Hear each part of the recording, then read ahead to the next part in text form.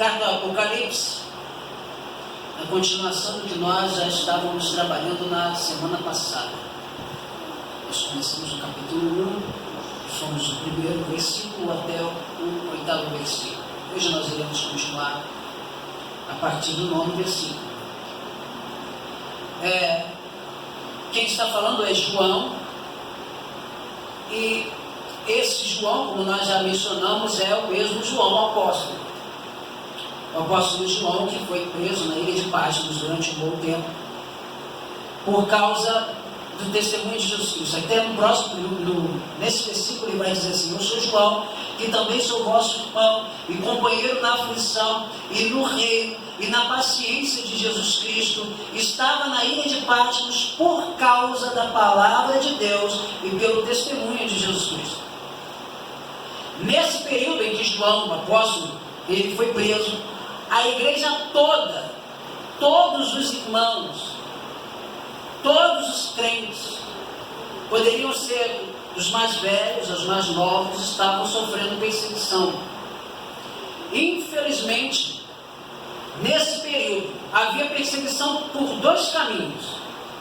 Havia a perseguição por conta de Roma, e nós vemos o Império Romano perseguindo a igreja por causa da estrutura que a igreja ela tem, não uma estrutura física, mas uma estrutura espiritual.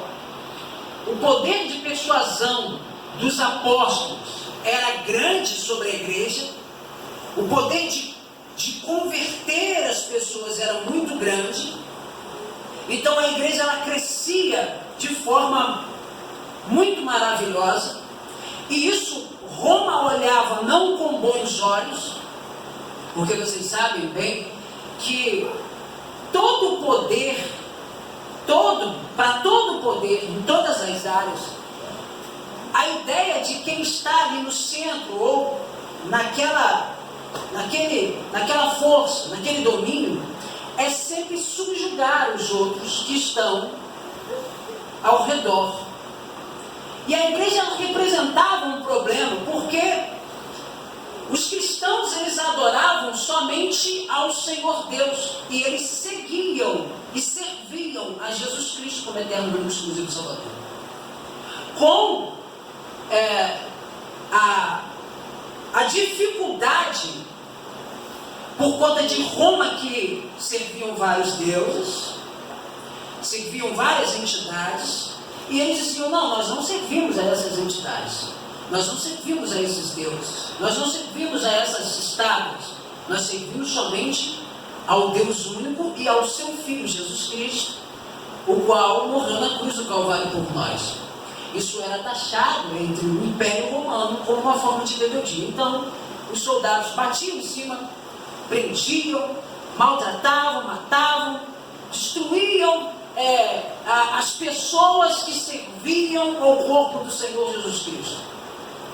Eles não conseguiam destruir a igreja, mas eles conseguiam tirar algumas pessoas de cena, e o resultado dessas pessoas que saíam de cena, foram muitos apóstolos, muitos presbíteros, muitos evangelistas. Eles achavam que eles iriam fazer com que a igreja abafasse, sabe? Quando eu consigo tirar o líder maior, a igreja ou qualquer instituição, ela dá uma diminuída, ela fica meio abafada, ela não consegue crescer. Mas era o contrário. Eles prendiam os líderes, prendiam os maiorais, e a igreja crescia ainda mais. A igreja ainda assim ela se distribuía, ainda assim ela se espalhava. Quanto mais as pessoas perseguiam a igreja, mais ela se espalhava. Então tinha o Império Romano, e tinha também os judeus, a parte, não todos os judeus, mas a parte dos líderes judeus. É bom a gente ressaltar isso, porque na maioria das vezes você vai ver não todo o povo judeu perseguindo a igreja. Você vai ver os líderes judeus, novamente voltando à questão do poder. Eles estavam no poder, e a igreja, os membros do corpo de Cristo, representavam uma ameaça. Jesus Cristo representou uma ameaça para os fariseus e os saduceus. Por isso eles se levantaram, chamaram Pilatos, chamaram Herodes, chamaram um monte de gente para unir forças naquele momento para matar Jesus. Então tinham dois poderes ali, um poder era maior, que era o de Roma, um poder político, um poder econômico, e um poder religioso, que era dos fariseus e dos saduceus, dos essênios, algumas religiões que estavam ali inseridas no povo judeu. Pois bem, esses dois poderes lutavam contra a igreja. A gente vai se lembrar, por exemplo, em Mateus capítulo 16, quando Jesus Cristo falou para Pedro o seguinte: Pedro, tu és Pedro, sobre esta pedra, ou sobre esta afirmação que você está afirmando, que eu sou o Cristo, eu edificarei a minha igreja, e as portas do inferno não vão prevalecer contra ela. As portas da morte não vão prevalecer contra a igreja. Roma destruía muitos crentes, sim, é verdade. Os judeus perseguiam muitos crentes e conseguiam prendê-los, matá-los também, sim, é verdade. Mas até os dias de hoje não conseguiram acabar, destruir, aniquilar totalmente a igreja. Por que não conseguiram fazer isso? Porque a igreja, ela não está dentro dessas quatro paredes, no sentido de este templo é a igreja. Não, a igreja somos nós. A igreja somos nós. A igreja é cada pessoa dessa que está do seu lado aí. A igreja somos nós. E quando o Espírito Santo de Deus entra naquele indivíduo, naquela pessoa que aceita Jesus Cristo como eterno, único, exclusivo Salvador, ele passa a ser a igreja do corpo de Cristo. E ainda que tentem contra a vida dele, tirem a vida dele aqui na terra, ele ainda continua, essa pessoa ainda continua vivo, porque ele morreu já para o mundo e vive para Cristo Jesus. Tiraram muitos crentes da face da terra, enterraram muitos crentes, mas não conseguiram matar a igreja, porque a igreja, ela não é isso aqui, ó. Ela não é uma carne, ela é o corpo de nosso Senhor e Salvador Jesus Cristo, que está todo reunido nos membros, e nós somos os membros do corpo de Cristo. Por isso, ao longo dos anos, você vai ver muitos se levantando contra a igreja, mas não conseguindo destruí-la. Porque a igreja, ela não é uma coisa física, ela é uma coisa totalmente espiritual. Você é uma pessoa que tem carne. Sim, nós temos carne. Nós temos carne. Mas nós temos também espírito e nós temos também alma. Tricotomia. Nós somos formados de corpo, alma e espírito. O nosso corpo, literalmente, no momento vai descer a sepultura. Não sabemos quando, nem o dia, nem a hora. E não sabemos nem se chegaremos a descer a sepultura. O nosso espírito, ele pertence a Deus. Vai retornar para Deus. Em um dado momento, em uma dada hora. A nossa alma, essa sim, a nossa alma é que ela vai viver eternamente com o Senhor, ou ela viverá eternamente no sofrimento eterno. Daí o porquê de nós precisarmos crer em nosso Senhor Jesus Cristo como eterno, único, exclusivo Salvador, porque foi Ele o responsável pelo resgate da nossa alma. Não o resgate do nosso corpo, mas o resgate da nossa alma. A partir do momento em que eu entreguei a minha alma, você entregou a sua alma para Jesus Cristo, você passou a ser a igreja de Jesus Cristo. O corpo vivo de nosso Senhor e Salvador Jesus Cristo, que morreu e ressuscitou ao terceiro dia. Então nós estamos ligados a esse corpo. Pode se levantar quantas vezes forem e quais grupos, sejam eles econômicos, religiosos ou políticos, forem para tentar abalar ou abater a igreja. Não conseguem acabar, porque nós não estamos inseridos em algo que vai ser destruído ou algo que pode ser destruído.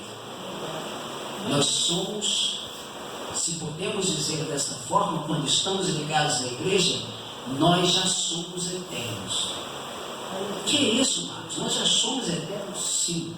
Não a carne, mas a nossa alma já vive com o Senhor. Nós só vamos mudar em algum momento, em alguma hora, de lugar aonde nós vamos viver. Mas nós já estamos com o Senhor.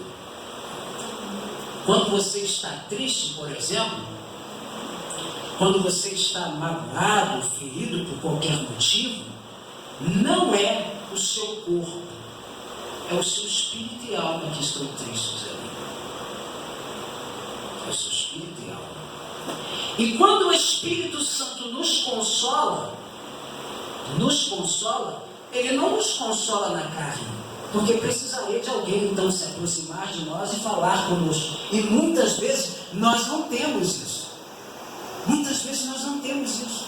E as pessoas se aproximam de nós, às vezes para falar conosco, e conseguem tirar aquela, por causa daquela mensagem, por causa daquela palavra, tirar aquela tristeza, aquela mágoa, aquela angústia do nosso coração.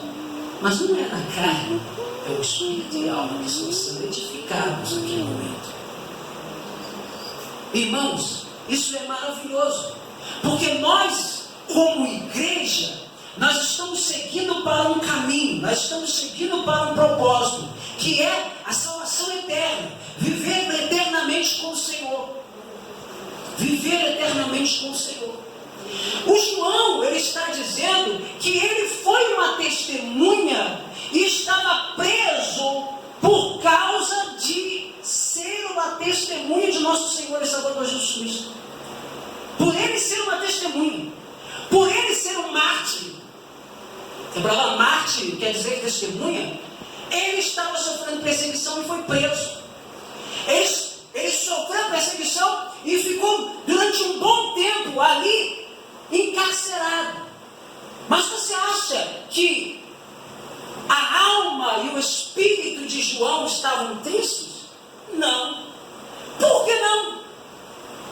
Porque ele recebeu aquela ordenança lá de Jesus Cristo, lá atrás nos evangelhos, quando ele disse assim: olha, quando perseguirem vocês, se alegrem, porque já é chegada a vossa redenção. O que Jesus ensinou foi exatamente que quando alguém perseguir, ou quando alguém tentar humilhar, ou quando alguém tentar fazer você se calar, porque você está falando da minha palavra, ou perseguir e matar, porque você está pregando a minha palavra, não fique triste, se alegre, se alegre, se alegre. Então João, ele está ali, mas possivelmente ele prega o Evangelho, possivelmente ele fala do amor de Jesus Cristo. Me faz lembrar o Espírito Santo, por exemplo, quando Paulo e Silas estavam na prisão. Paulo e Silas estavam na prisão.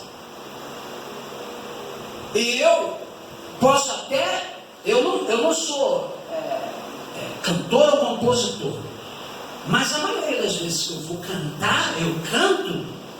Cantar aquele cantar que a gente canta, está trabalhando, a gente canta, né? Aquele cantar espontâneo, né? A gente solta ali, a música está em ré, a gente vai lá, mas é aquele cantar.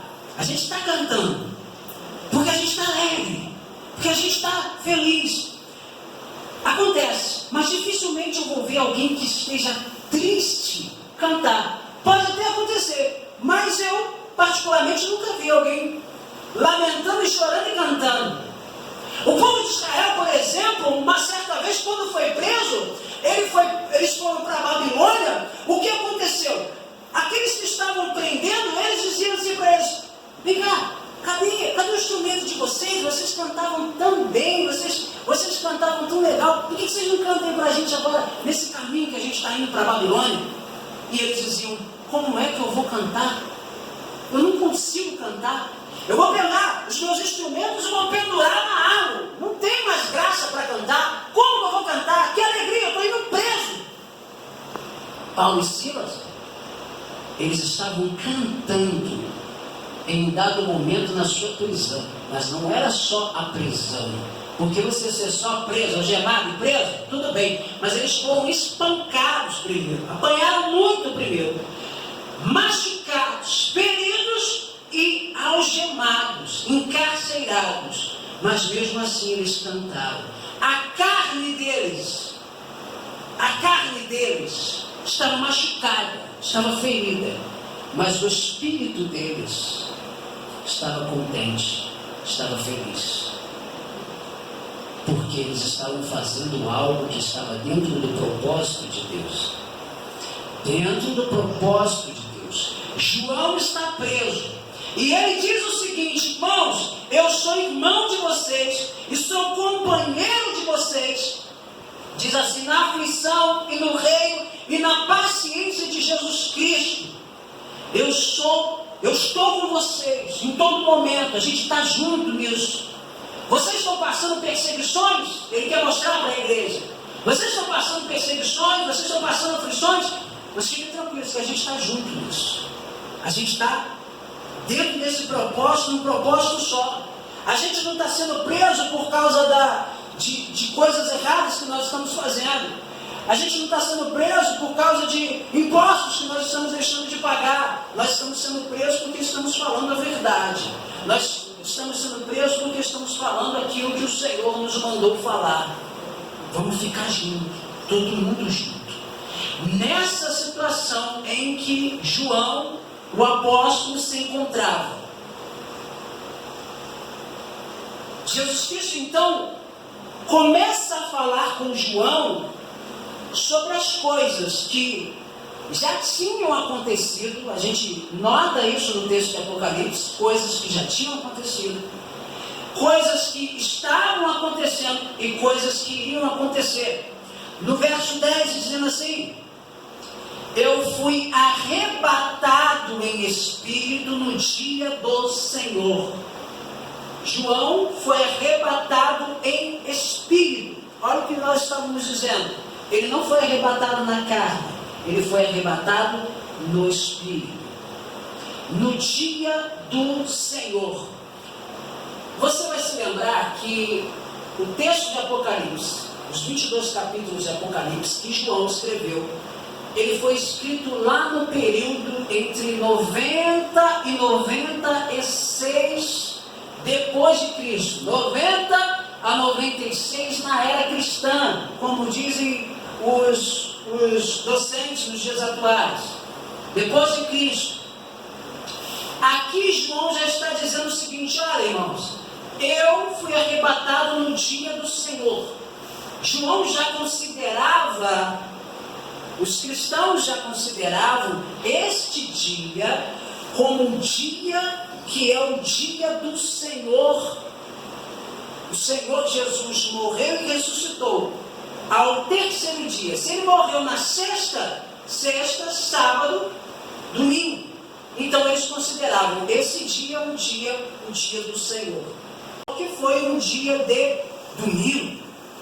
Pois bem, e João disse assim: eu fui arrebatado em espírito no dia do Senhor, e ouvi por detrás de mim uma grande voz como de trombeta, que dizia: o que vês, escreve-o num livro e envia-o às 7 igrejas que estão na Ásia. Aí ele vai dizendo quais são as igrejas: a igreja de Éfeso, a igreja de Esmirna, a igreja de Pérgamo, a igreja de Tiatira, a igreja de Sardes, a igreja de Filadélfia e a igreja de Laodiceia. João está preso na ilha de Patmos. A ilha de Patmos, ela ficava próximo e ela fazia parte da Ásia Menor. Então, João tinha que escrever, tinha que ter um porta-voz para chegar até essa igreja, para poder ministrar para essas igrejas. A gente vai meditar ao longo das semanas, vamos ver que em cada contexto de igreja, Jesus Cristo fala uma coisa. Ele não dá só uma informação para todas as igrejas.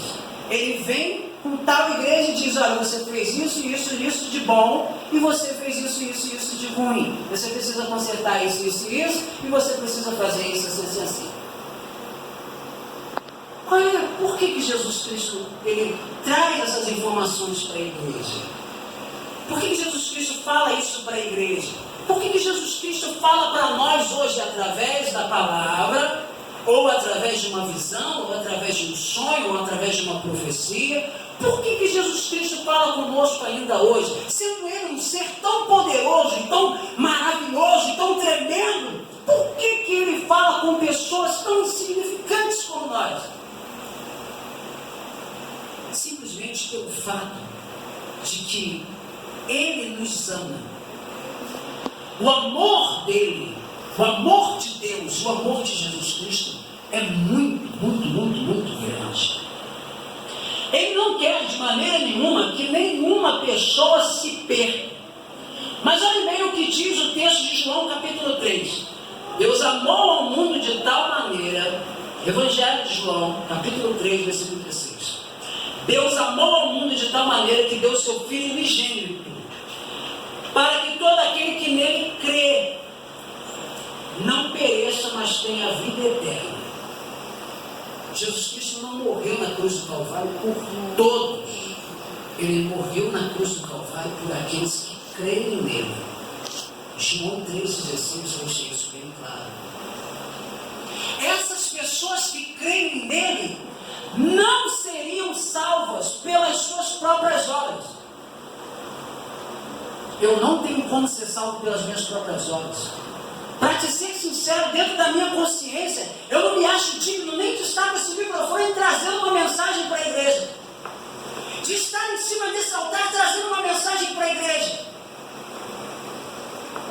Mas o Senhor Jesus Cristo, o Senhor Deus, Ele comissionou pessoas, Ele ungiu pessoas, Ele encheu pessoas, para que essas pessoas pudessem ministrar, para que essas pessoas pudessem pregar, para que essas pessoas pudessem falar do amor dEle, para que outras vidas fossem alcançadas através da fé. Porque nós somos salvos através da fé. João, então, ele está sofrendo perseguição, porque um dia ele abraçou essa mesma fé e disse, não, nessa eu vou até o fim. Eu vou até o fim. Eu vou seguir aqui até o fim. Não importa o que eu esteja, ou não importa o que eu vou enfrentar.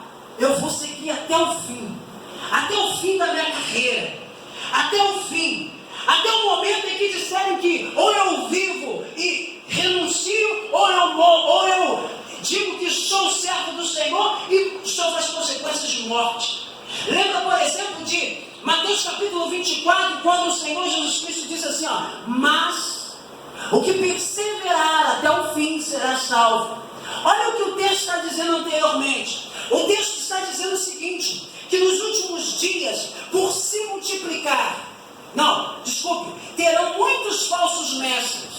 A consequência de ter falsos mestres vai acontecer o seguinte, o amor de muitos vai se esfriar. Vão se levantar falsos mestres. Falsos mestres são pessoas que vão ensinar mentiras. Essas pessoas que vão ensinar mentiras vão persuadir pessoas para que vivam aquela vida segundo a vontade deles. Essas pessoas que vão viver segundo a vontade deles não estarão vivendo segundo a vontade do Senhor, segundo o Espírito do Senhor. Consequentemente, elas irão praticar iniquidades, elas irão cometer pecados. E uma vez cometendo pecados e não nos abandonando, o amor de Deus, que é o amor ágape. Existem vários tipos de amor, a gente sabe disso. Existe o amor de mãe para com a mulher. Existe o amor do pai para com o filho, do filho para com o pai. Existe o amor de irmão. Existe o amor de mãe para filho, de filho para mãe. Existe o amor de filho para pai, de pai para filho. Mas nenhum desses amores é igual ao amor de Deus. O amor de Deus que está até inserido na primeira carta aos Coríntios, capítulo 13. A gente às vezes pode até utilizar, ou já utilizamos, às vezes em cerimônias de casamento, ou até mesmo vemos em alguns lugares noivados as pessoas utilizarem aquele texto ali, se referindo ao amor eros, que é o amor de